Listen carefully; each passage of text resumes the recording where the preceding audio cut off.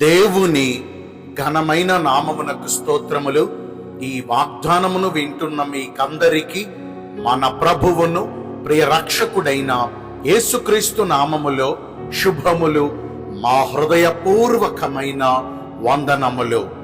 ఈరోజు మీ కొరకైన దేవుని వాగ్దానము రూతు గ్రంథము 3వ అధ్యాయము 12వ వచనము. నేను నిన్ను విడిపింపగలవాడను.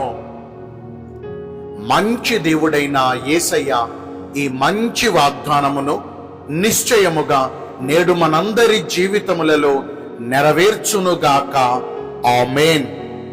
ఈ వాగ్దానాన్ని మనం పరిశీలిస్తే వాస్తవానికి ఈ మాటలను ఎలీమెలకు వంశపు వాడైనటువంటి బోయజు గారు నయోమి గారి కోడలైనటువంటి మోయాబీయురాలైన రూతు గారితో సెలవిస్తూ, నీకు కలిగిన బంధకాలలో నుండి, నీకు కలిగిన బాధలన్నిటిలో నుండి నేను నీ పక్షమందు నీకు సహకారినయుండి, నీకు బంధువుని యొక్క ధర్మమును జరిపించి, నీకున్న ప్రతి బంధకాల నుండి నేను నిన్ను విమోచిస్తాను అన్న వాగ్దానాన్ని చేశారు.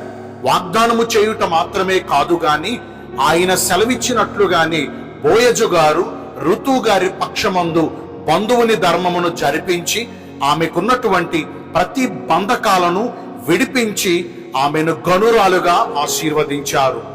ఈ వాగ్దానాన్ని వింటున్న ప్రియ దైవ జనాంగమా, నేడు సైన్యములకు అధిపతి అయిన యెహోవా దేవుడు మనము బంధకాలలో ఉన్నప్పుడు, బాధలలో ఉన్నప్పుడు, వేదనలలో ఉన్నప్పుడు, పలు రీతులుగా సమస్యలలో చిక్కుబడిపోయి బాధలను అనుభవిస్తున్నప్పుడు ఈ వాగ్దానాన్ని మనతోనే స్పష్టముగా మాట్లాడుచున్నారు.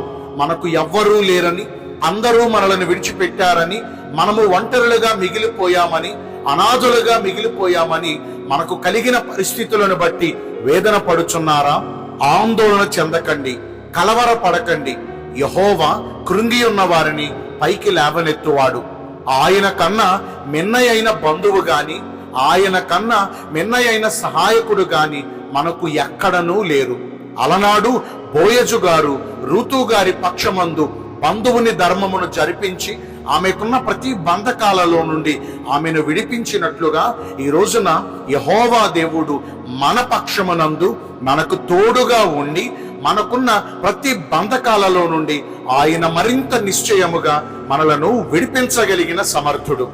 మరి ఈ రోజున ఈ వింటున్న ఈ వాగ్దానం మనందరి జీవితములలో నెరవేర్చబడాలంటే మనము చేయవలసింది మొదటిగా మన పరిశుద్ధతను మనము కాపాడుకోవాలి. నిజముగా ఆ రోజున ఋతు గారు తాను యవ్వన కాలములో ఉన్నప్పటికీ తాను పరిశుద్ధతను కాపాడుకున్నారు కాబట్టి బోయజు గారు ఆమె పక్షమందు వ్యాజ్యమాడారు. ఈ రోజున ఎవరైతే తమ పరిశుద్ధతను కాపాడుకుని పరిశుద్ధతను సంపూర్తి చేసుకుంటారో నిశ్చయముగా వారి పక్షమందు దేవుడే వారికి సహాయకుడై నిలిచి ఉంటారు.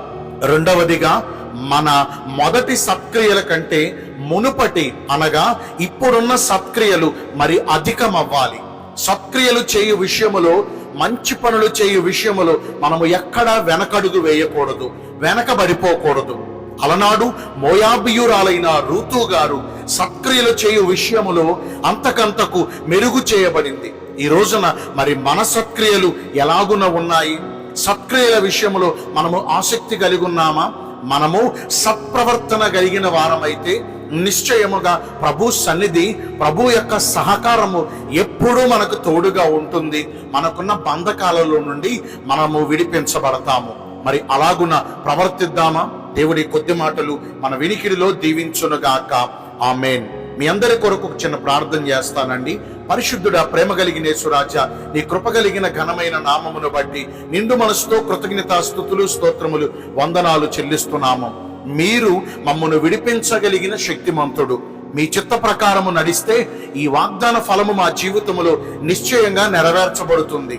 ఈ రోజున ఎందరైతే పుట్టిన రోజులను, వివాహ దినములను, ఇతరమైన శుభకార్యములను జరిగించుకుంటున్నారో వారందరికీ మెండైన దీవెనలు కుమ్మరించమని, మీ రాకడ కొరకు మమ్మను సిద్ధపరచమని యేసుక్రీస్తు ప్రశస్త నామమున ప్రార్థించి వేడుకొనుచున్నాను మా ప్రియ పరలోకపు తండ్రి. ఆమేన్. May God bless you all. Thank you.